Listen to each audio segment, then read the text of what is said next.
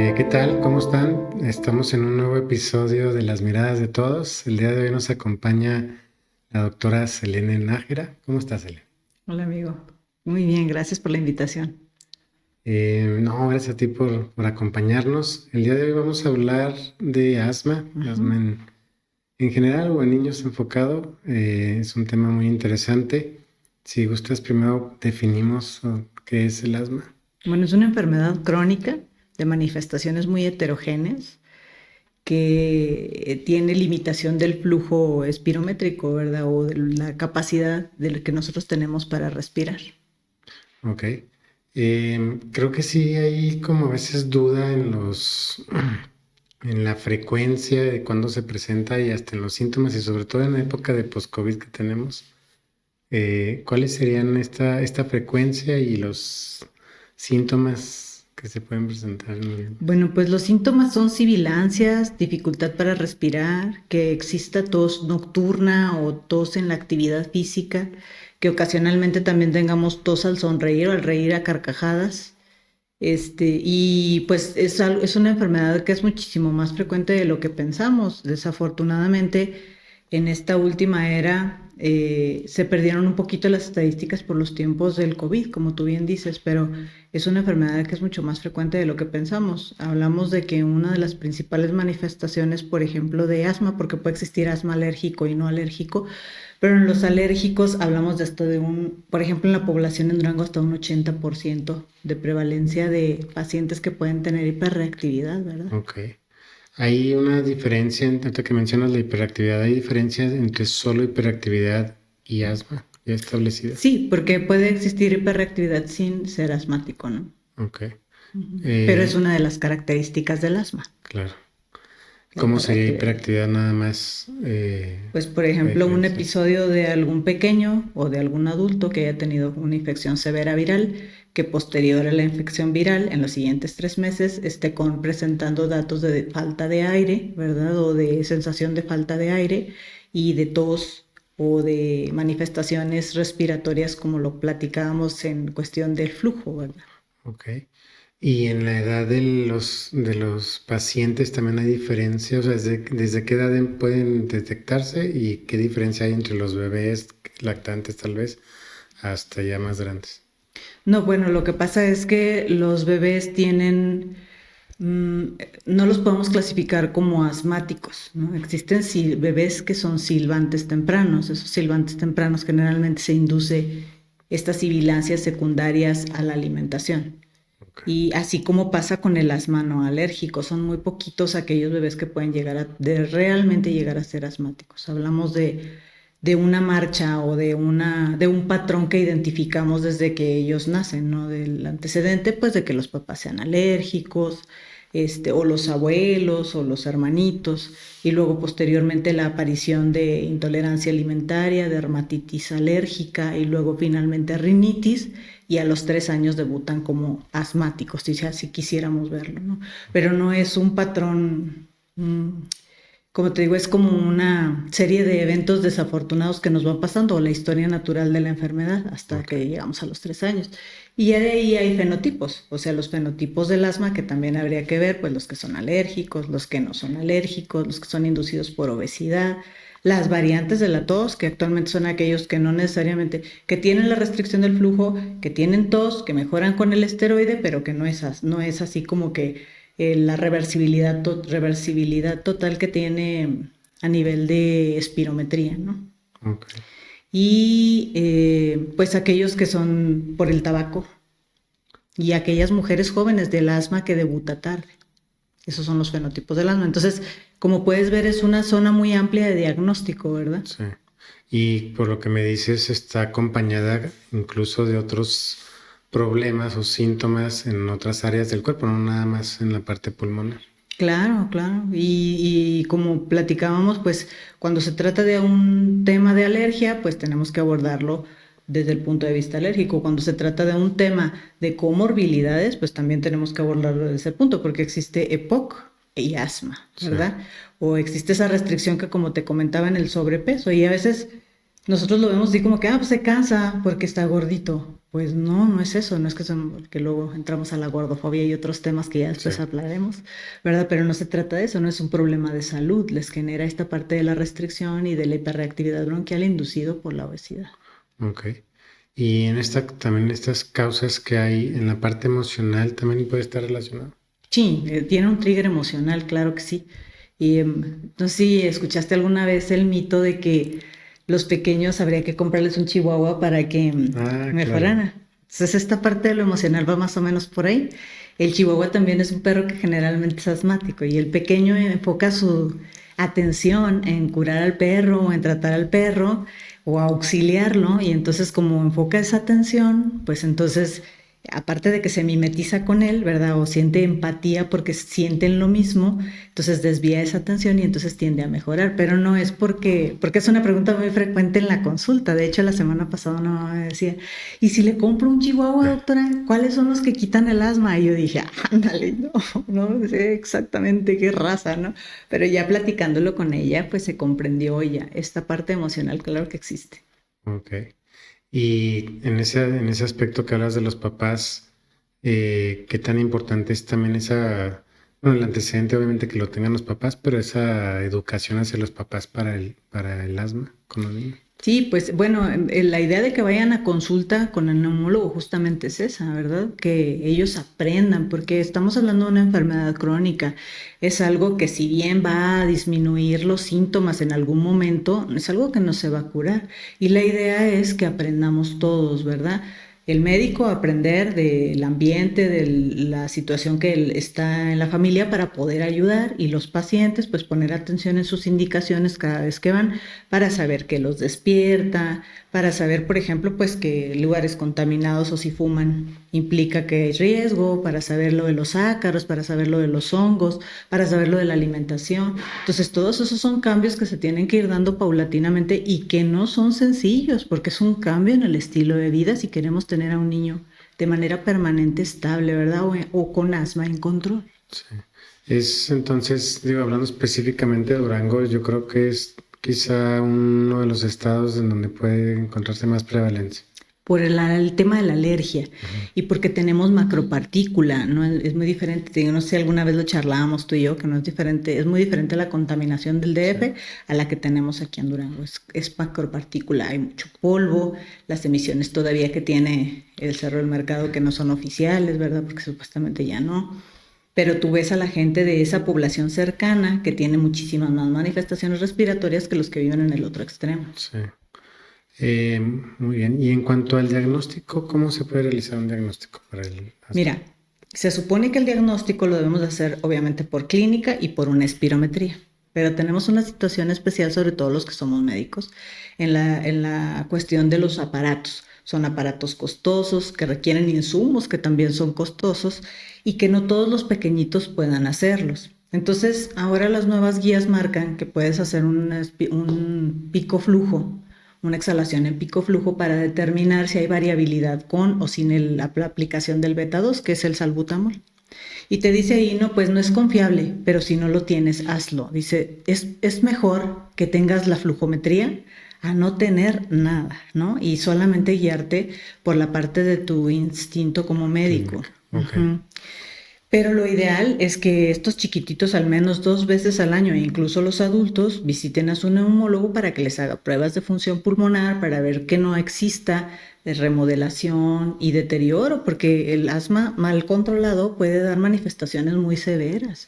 Deja tú las infecciones de vías aéreas de repetición, sino la parte esta en donde también existen bronquiectasias y algunos otros temas como el atrapamiento aéreo que va a generar enfisema. Y algunas publicaciones hablan incluso de que a largo plazo, estos son los epoquianos, ¿no? Que estamos viendo que nunca En fumaron. el futuro. Claro. Ok. Sabes que recuerdo, digo que hay protocolos de neumología en adultos y creo que después de COVID hay un subdiagnóstico y también un sobrediagnóstico de estas enfermedades, ¿no? Porque al no tener tal vez los aparatos, no sé a qué se pueda deber también, pero algunos pacientes que llegaban con el diagnóstico de asma o de POC realmente no estaban ya con la prueba de espirometría, por ejemplo, y al revés también pacientes que se sienten sanos y ni se dan cuenta en qué nivel están, ¿no? Pues que mucha gente abandonó los médicos por el temor al contagio y era un temor bien fundado. O sea, nosotros mismos dijimos, no venga al médico a menos de que tenga COVID. Entonces, esta parte de volver a recuperar la costumbre o el buen hábito de ir al médico a que te revise también ha cambiado. Y nosotros también debemos de empezar a educar a la población de que debe de tener su médico de cabecera y no necesita ser un especialista, puede ser un buen médico general que los vaya guiando de la mano para que les vaya diciendo, y sabes qué, ya son muchas las veces que te enfermaste, pero si tú vas con un médico diferente todas las ocasiones, va a pensar que fueron eventos aislados. Y a eso lo agregas a esta parte en donde la situación de la consulta médica cada vez se ha ido recortando en tiempos y entonces tú rápido lo que intentas es abarcar, no solamente por tu parte como médico, sino también por la parte de los pacientes que están desesperados por irse, diciendo, a mí que me dé algo, yo ya me siento mejor y bye. Entonces, no siempre o no todo es rápido y bien, ¿verdad? Sino que debe de haber un momento y un tiempo para que tú también como paciente vayas juntando tus síntomas y digas, no inventes, o sea, en este año me he enfermado 3 veces que me falta el aire, ¿por qué me faltó el aire? O las veces que me he enfermado ha sido exagerado, he requerido nebulizaciones o me ha tenido que ver otro médico o hasta 2 o 3 veces o ciclos de antibióticos, todas estas cosas que te van dando como la alarma, ¿no? Sí, Pero luego la gente dice, pues así quedé después del COVID. claro. Y entonces, pues así es como su normal, pero lo que pasa es que están dejando pasar cada vez la oportunidad de tener el seguimiento oportuno. Ok. Sí, qué importante lo que mencionas. También conocerse, el paciente, la responsabilidad de conocerse, ¿no? Claro. Y darse cuenta. También hay pacientes, quizás no sé si la pregunta esté correcta, pero esos pacientes que con un nivel de 50 nos ha tocado adultos, que no, en niños no tengo esa experiencia, pero donde casi no se les ve agitados ni hay tantos síntomas, también existe esa posibilidad donde esté como muy subclínico el asma. Acuérdate que nos acostumbramos a vivir con dificultad para respirar. Mira, Ok. me pasé en el consultorio alguna vez y yo creo que si mi mamá de este pequeñito me está viendo, se va a acordar y va a decir, está platicando en mi casa. Llegó un pequeño y tenía 4 años, intentamos hacer un feno. Y entonces en el feno batalló mucho el peque y dice la mamá, es muy difícil, doctora. No, le digo, si quieres usa tú misma su boquilla. Y va, oh sorpresa, no era asmática. Sí, pero dice, pero a mí nunca me falta el aire. Bueno, sí me canso, pero para mí es normal. Para mí es normal, tendemos a normalizar los síntomas pequeños, Sí, ¿no? Y entonces no les damos la relevancia que tienen. Y lo mismo pasa cuando llegan y dicen, ronca. Ah, sí, su papá ronca, su tío ronca, su abuelo ronca, todos roncan. ¿Cuál es el problema? Pues no, es que el ronquido tiene implicación. Entonces tendemos a normalizar los síntomas que vemos comunes en nuestra casa. tienes razón. No, incluso lo mencionaste, por ejemplo, en reírse o en hacer una actividad física que te da tos y tú lo tomas, pues me dio tos, pero ni siquiera le das el clic de que aquí está pasando algo, Sí, ¿no? claro, de que puede ser algo que se repite con frecuencia, ¿verdad? Si te pasa una vez y no pasó nada, pues bueno, si se, como te pasaste mala saliva, lo que tú quieras darle interpretación. Pero si te pasa cada vez que sonríes o cada vez que ríes a carcajadas, pues entonces ya no es algo, es un patrón. Sí, sí, muy bien. Y en los niños, antes de pasar al tratamiento, ¿qué tan complicado puede ser el diagnóstico? Pues es usar aparatos, ¿no? Donde hay que soplar. ¿Cómo realizas eso con los niños? Bueno, sí es difícil. O sea, sí tengo niños de 4 años que hacen perfecto las pruebas, pero hay otros, incluso un poco más grandes, hasta 9 años, que no logro hacer que soplen. Entonces es complicado, pero solamente teniendo paciencia y teniendo curva de aprendizaje. Cada vez que hacen las pruebas, los niños aprenden. Hay unos bien expertos, hacen la primera y al tercer mes ya están súper bien. Como trae también motivadores visuales, también no batallo tanto en eso. Hay unos que son muy hábiles ahora para los videojuegos, entonces Claro, con tal de no perder por los motivadores visuales, sí. ¿verdad? Dicen, oye, después llegan y aunque ya hayan salido negativos en el test, ellos quieren volver a hacer el juego. Ah, está muy bien. Entonces eso está muy padre porque ya no batallo en la parte de decir, venga y sople, ¿verdad? O sea, Sí. ya ellos solos dicen, no, porque me vas a hacer el juego otra vez. Ajá. Pero sí tengo otros que sí es cansado y es laborioso, sobre todo por la parte en donde el tiempo que tienen que permanecer soplando sin retirarse la boquilla, permanecer con la pinza en la nariz. Si bien no es doloroso, pues eso genera para ellos también una molestia. Entre más pequeñitos, pues más molestia, ¿verdad? Claro. Y en cuanto al tratamiento, ¿cómo es el tratamiento del asma? Mira, hoy justamente diagnosticamos un pequeño y me decía su mamá, es que me dijeron que debería de dejar de correr, que debería de dejar de ir al parque, que debería dejar de ir a acampar. La idea o la meta del tratamiento, uno, es que no se te mueran, ¿no? Por una crisis. Dos, que no tengan secuelas, pero sobre todo que puedan tener una vida totalmente normal. Porque tengo mis adolescentes en Panamericanos, se les da su constancia que son asmáticos y que requieren su inhalador y son campeones, terceros, segundos lugares, que la verdad a mí me ha dado mucha satisfacción ver que han logrado llevar su enfermedad a un punto en donde no representa para ellos un problema. Ok.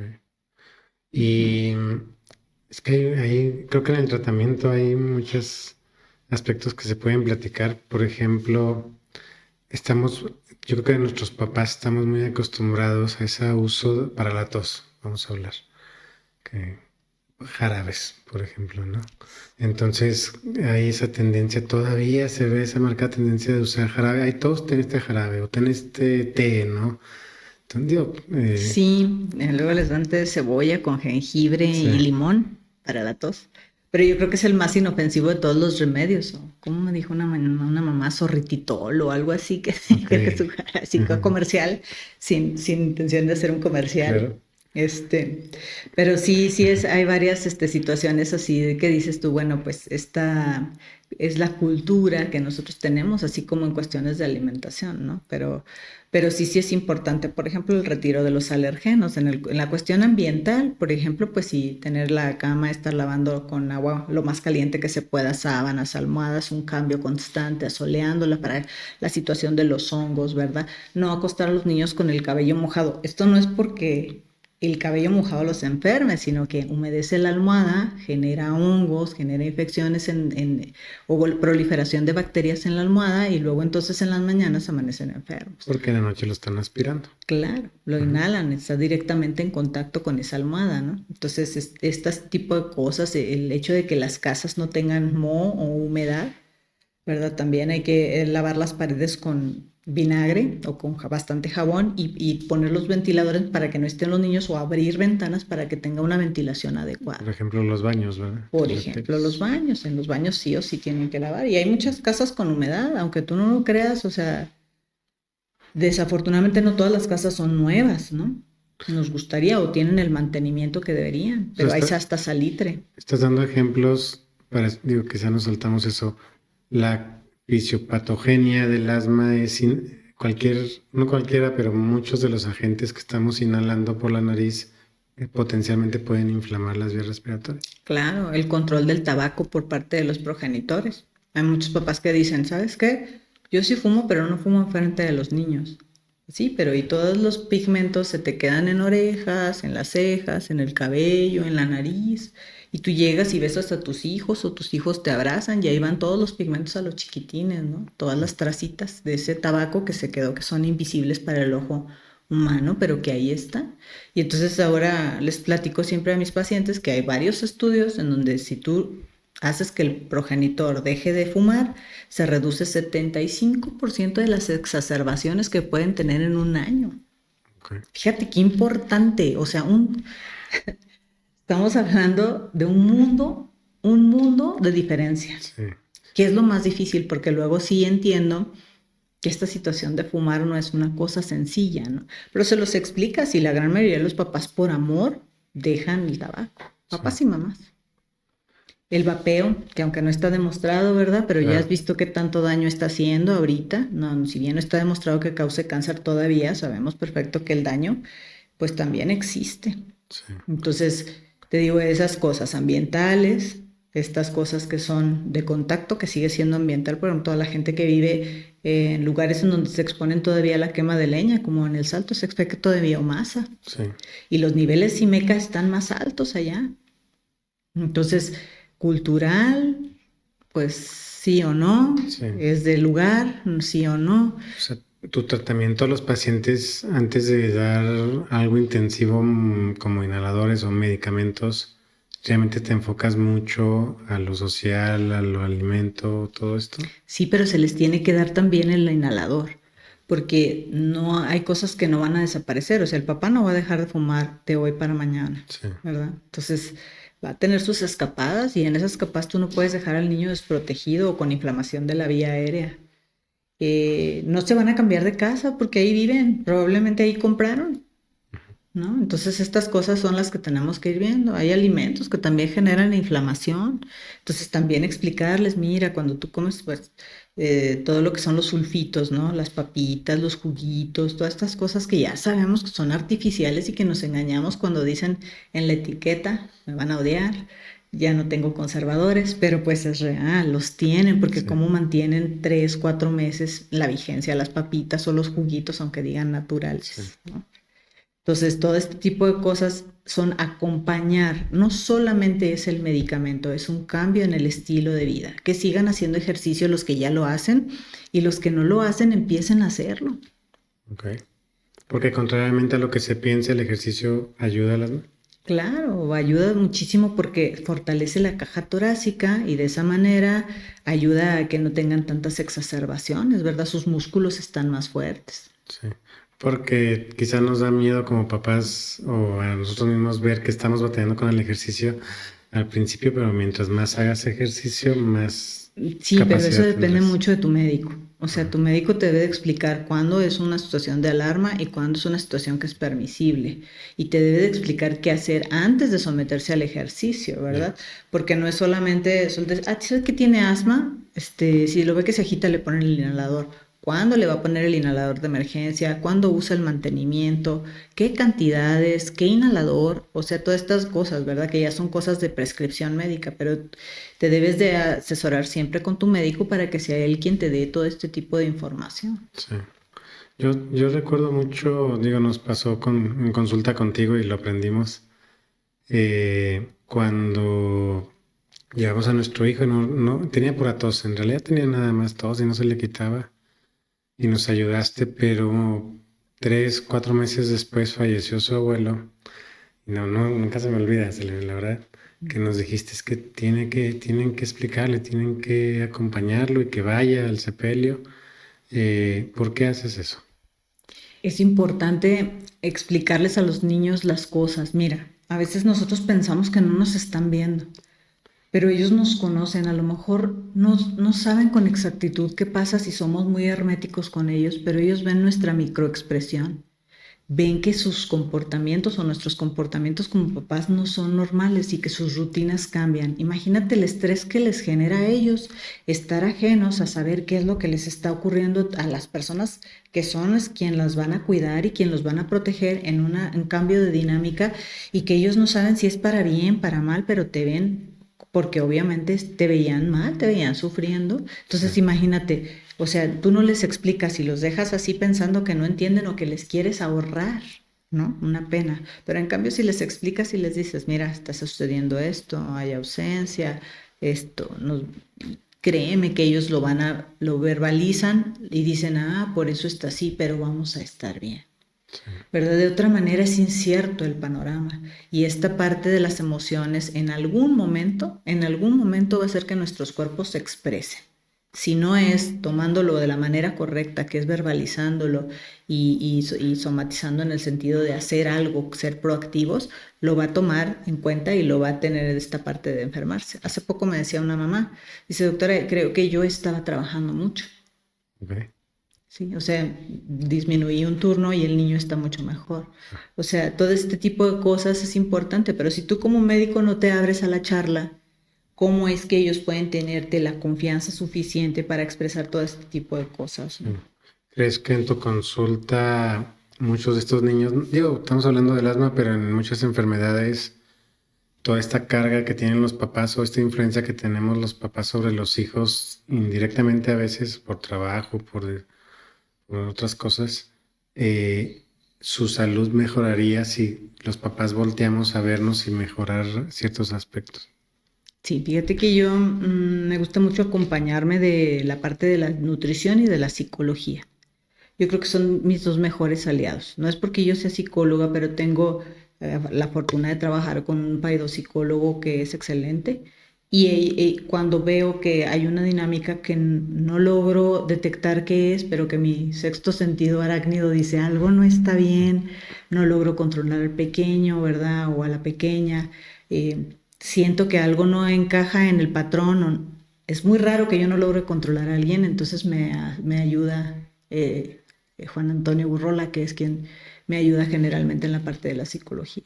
Me ayuda con estos chiquititos para ver qué es lo que está ocurriendo. En la gran mayoría de las veces, cuando los niños están muy estresados, generalmente es por nosotros o por la escuela, Claro.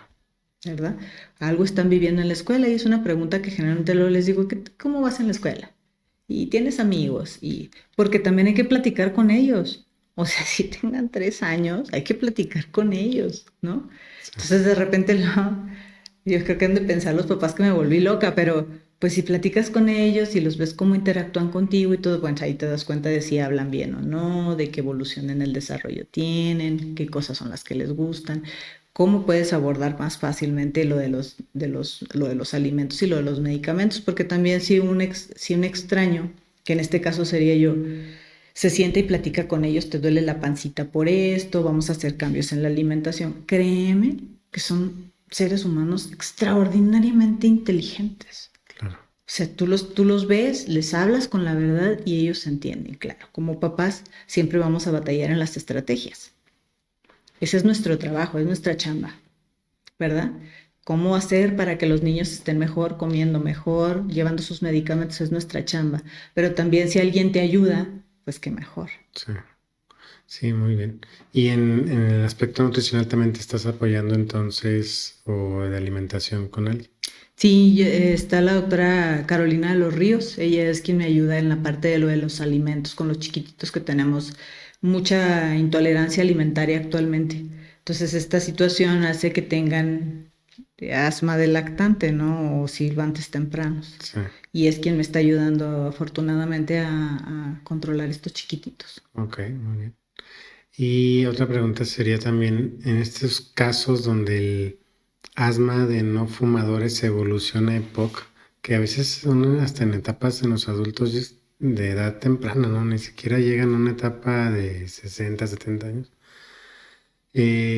¿Cómo es el manejo con ellos? O sea, a veces preguntan mucho los adultos si toda la vida tienen que usar inhalador, o los niños tienen que usar toda la vida, o todo el año, todos los días tienen que usar inhaladores. Y No, bueno, es que esta situación es cíclica. En cuestión de los pacientes que tienen EPOC, ellos tienen que usar su inhalador. sí, No está sujeto a negociación, porque ya no hay porque otros. ya no hay otra solución. Claro, Ahora, hay muchas situaciones con estos pacientes que son EPOC, que no, porque es multifactorial, ¿no? Porque hay una lista de cosas que te lo pueden causar, que sea ocupacional, que haya sido prematuro. Pues eso no fue tu culpa, ¿sí sabes? O sea, fuiste prematuro, no fue tu culpa, sí, pero te tocó tener restricción y finalmente estos prematuros, con a lo mejor, y te tocó ser prematuro y que tus papás fueran asmáticos. Pues también, ¿cómo sí, te explico que mejor la Cheyenne? Pero no aplica. Entonces, pues ellos son los que nos van a debutar. Así sí tienen que hacer esta situación, este planteamiento en su vida de que hay ocasiones y cosas que no son negociables bien, y se tienen que hacer. No, en mis niños con asma alérgico no siempre y no todo el tiempo llegan a usar los inhaladores, porque hay otros mecanismos de control, como te explicaba, el control ambiental, el control en la alimentación, un adecuado inicio de tratamiento y sus pruebas a tiempo deben de mantenerlos estables, sí. ¿verdad? Los que somos esa tendencia alérgica y solo en ciertas temporadas del año, ¿cómo podemos prevenir un poco cuando ya llega esa temporada en donde dices, hijo, siempre me va mal en época de lluvia, supongamos, ¿no? ¿Cómo se puede prevenir un poco para que esa llegada no sea tan intensa como siempre puede ser? Mira, yo en el consultorio siempre les digo que hay que aprender a conocernos. Siempre me dicen, doctora, siempre en septiembre, hasta parece el mismo día Sí, sí, y sí. me pongo mal. Bueno, pues entonces ve con tu médico desde agosto. Ve con tu médico desde agosto que te revise, que te dé tus vitaminas, que te dé tus inmunomoduladores, ¿verdad? Que te explique lo de la alimentación. Porque no va a haber otra cosa, no hay una receta mágica, no es así de que, no, pues póngale jengibre con 2 gotitas de limón para que no se enferme. O sea, no, porque como te explico, es multifactorial. Ok. ¿verdad? Y entonces ya teniendo, si tú dices, ¿sabes qué se exacerba? No sé, puedo poner un ejemplo muy burdo. Se exacerba el niño que se exacerba en septiembre y tú dices, pues él tiene rinitis, pues tú ponle su inhalador desde antes, haz sus pruebas de función pulmonar. En el consultorio vemos 2 fechas de pacientes de control del niño sano. Marzo, para ver cómo quedaron del invierno, y septiembre. ¿Por qué septiembre? Para prepararlos para el invierno. Mm. O sea, casi es el cambio de estación, ¿no? Hacia el invierno y hacia el Claro, y verano. la ¿Cuándo acabó? primavera, claro. Sí. Entonces los vemos y decimos, bueno, ¿qué necesita? ¿Qué necesita? ¿Cómo estuvo de peso? ¿Me subió de peso? ¿Me bajó de peso? ¿Cómo está la calidad de la piel? ¿Cómo están las uñas? ¿Cómo está el cabello? Y ves el estado nutricional, los pesas, los mides. O sea, no todos son medicamentos, ¿verdad? Pero esta parte no lo entendemos porque no tenemos la cultura de la prevención. Sí, exacto. Entonces, en cuanto empecemos a tomar conciencia de que es mejor invertir en prevención que en prevenir, que en estar pagando facturas hasta de 4,000 pesos porque ya se me pasó, ya me enfermé, ya me puse mal. Sí. Ahora, hay situaciones que nos sacan de contexto. Puedes hacer absolutamente todo, pero si te vuelve a dar COVID, pues ahora sí que cómo te ayudo, ¿verdad? O sea, claro, inmunológicamente te intentamos dar lo mejor para que tú estés bien, pero hay enfermedades que tenemos que entender que también son agresivas y que hayas tomado lo que hayas tomado te puede de todas maneras tener esta situación en donde no estemos bien. Sí, claro. Bueno, ya casi para terminar, sabes que siempre me he quedado con esta idea de que en época de COVID, este caos que hubo de tanto paciente enfermo con enfermedad respiratoria, creo que a ti te tocó y a todos los neumólogos, o muchos, y a los hospitales. Llegaban, tú ves tanto paciente de asma, por ejemplo, tanto paciente con enfermedades respiratorias, que nosotros como población a veces no lo creemos que existe tanto, ¿no? Entonces no nos damos cuenta realmente de la magnitud y a veces no le damos importancia a una vacuna, no le damos importancia a la prevención, no le damos... ¿Por qué? Porque no lo estamos viviendo, ¿no? No porque... Pero ustedes, por ejemplo, tú realmente recibes una gran cantidad de pacientes con este problema y por eso siempre estás, hay que cuidarse, hay que prevenirse. Sí, es una situación bien importante. Mira, hace poco salió un curso de la Asociación de Vacunología de México y veíamos el esquema de vacunación aquí en México, lo que estamos teniendo nosotros como, pues gratuito. Está incompleto. O sea, no nos podemos cegar, está incompleto. Pero entonces a la hora que tú le dices a los papás, es que neumococo era 2, 4, 6 meses y un año, y nuestros hijos tienen 2, 4 y un año, y entonces tienes que poner otra vacuna de neumococo para compensar y que no se te estén súper mega enfermando ahí porque luego los del kinder y los de las guarderías son los que la pagan, ¿no? Tuvimos una época en donde probablemente el contacto era suficiente para que se cubriera la de 6 meses, pero estamos post pandemia. Sí. Entonces todos mis chiquitines pandemials no tienen defensas suficientes. Bueno. Entonces esto es súper, súper importante, por eso tanto estar duro y dale, y llega COVID y luego se los mando por correo, acuérdese que lo tiene que tener para COVID y ahora en las últimas recetas ya va, no le ha puesto varicela, no le ha puesto hepatitis, no le ha puesto meningococo. O sea, las meningitis todavía por meningococo existen. Sí. Y créeme que no es agradable cuando vemos a los chiquititos cómo se ponen. Y es algo que era prevenible. Y es un bebé que ya no va a recobrar sus habilidades, su habla. Es un bebé que ya no tiene posibilidades de caminar. Y todo por una vacuna. Una simple vacuna que se debe haber puesto a los 9 meses. Sí, muy bien. Digo, quizás vale la pena hablar un día de vacunas, ¿no? Para hacer esa conciencia. Claro que sí. Pues muchas gracias, Elena. La verdad es que siempre compartir contigo es una gran experiencia y aprendizaje. Gracias, amigo. Gracias. Muchas gracias. Gracias por la invitación.